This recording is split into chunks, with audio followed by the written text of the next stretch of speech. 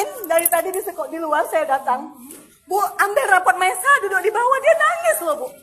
Dia nangis, mau pergi sekolah dia nangis. Mama, Mesa malu duduk di bawah. Sosok guru sekaligus wali kelas dari murid SD Yayasan Abdi Sukma yang duduk di lantai karena menunggak SPP akhirnya terungkap. Namanya adalah Haryati. Ia kini sudah menerima sanksi oleh yayasan akibat tindakannya yang memicu reaksi keras dari publik hingga viral.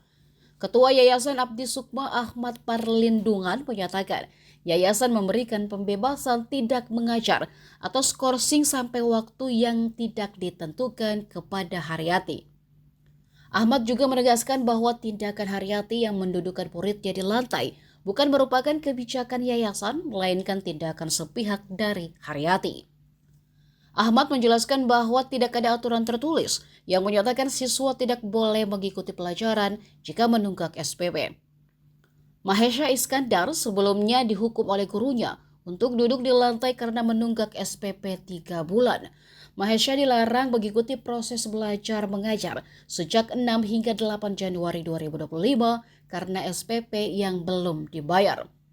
Selama 3 hari, Mahesha duduk di lantai keramik di depan teman-temannya dari pagi hingga jam pelajaran selesai. Ya, saya kayak mana ya Pak?